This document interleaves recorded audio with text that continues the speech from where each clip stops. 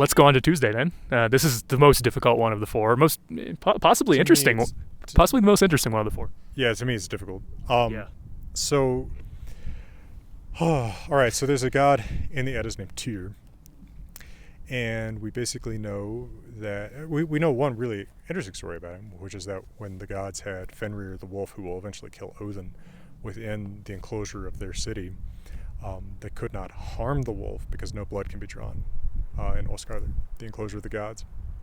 But they wanted to bind it, and it was too strong to be held in any bindings they could make. So they had some dwarves make bindings out of things that don't exist, right? To make bindings works every time. Yeah, well, because if you want to bind something that can break any bindings, you have to have, by definition, those would be bindings that don't exist. You have to make it out of stuff that doesn't exist. So they make it out of fish's breath, maybe some of the trout that we just saw over here, cat's footfalls, women's beards, that kind of thing. Not dwarves, humans. Not right.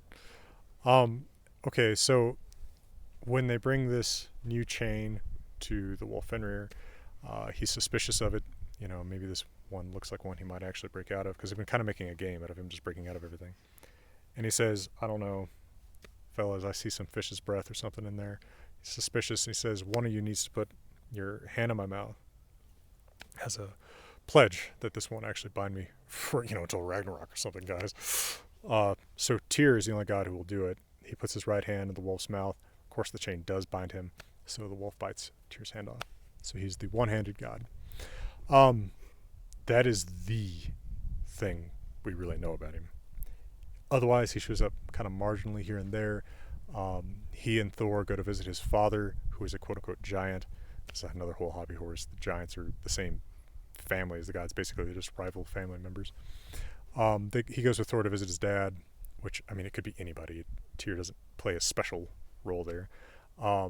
He's in a few other he's a peripheral in some other stories. He's not a huge presence in the Eddas. That's curious because his name is exactly cognate with Zeus. You just do Grimm's Law, D to T. Yeah, it's the exact same name. So it really looks like he used to be more important in the pantheon. Yeah. Yeah, it would be surprising if this shows up as a major sky god in Greece and Italy because of Jupiter. Yeah. Deus Pitar in the Vedas is perhaps not Indra prominent, but he's right. But he's there. He's there. It's a name. So is this?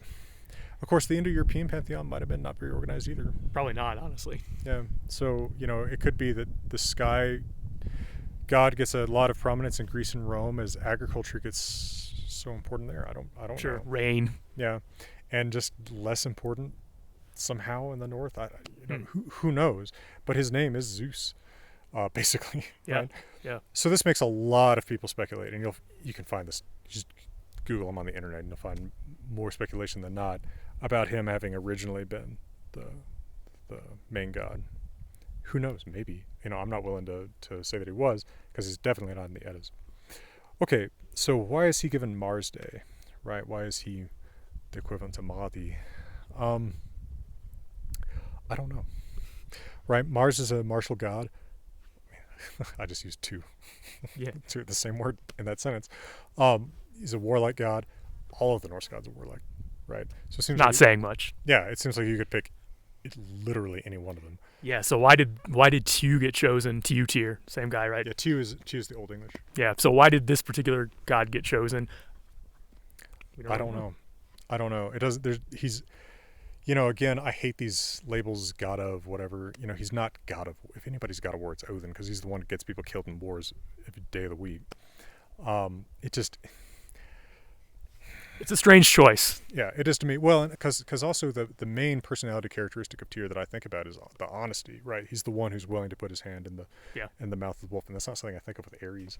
Yeah, well, and even Ares and Mars are not the same character. We oftentimes, simplistically equate Greco-Roman deities with each other, the Greeks and the Romans, and often it works. But in the case of Ares and Mars, this is one case where the Romans took a look at Ares and then took a look at their native war god Mars and said, no, we're not going to make our god more like that guy, because Ares really doesn't have a great reputation in the Greek pantheon, but the Romans loved Mars. They really looked up to Mars, and Mars has honor and dignity and things like that in a way that the Greek Ares doesn't.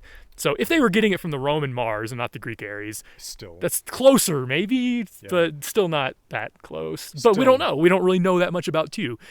And they were all warriors, so that could have been a warrior, sure, but why him particularly? Here's a random thought: are there pledges to Mars? Is Mars a pledge or oath figure? Because then I could see an association with Tyr. Yeah. Well, I think the Romans would have done that sometimes just because he was their chief war god and they were such a warlike culture.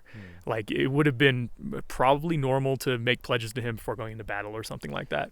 Okay. I mean, maybe somewhere in there is the connection. Or it could just be, again, we have the Eddas written in Iceland in the 1200s. We're talking about identifications made in the first millennium. It's hard to know what stories were circulating then. And what stories are circulating where. Tyr could well have had a prominence that we don't know of from the Icelandic Eddas. Or it could be that it was much the same as the situation we see in the Icelandic Eddas, where you have 4 figures that actually play the biggest role in the stories: Odin, Thor, Loki, and Freyja, who might have once been the same as Frigg. And, they've already named days after Odin and Thor, so it's like, well, who's another male god? So, who do we got left that makes sense? This Tyr, this Njordur, this Freyr, it's like, kind of pick one. You probably wouldn't do Freyr because his name would sound more like Frigg or Freyja, but yeah. Interesting. So it sounds like the way to look at this might be to say they did Wednesday and Thursday first. That's what it looks like to me, yeah. And then Friday kind of fell into place. Thursday's easy, Wednesday's easy, Friday's easy enough. Tuesday is what do we do with this one? Mars. Because, again, all the gods are warlike. Right.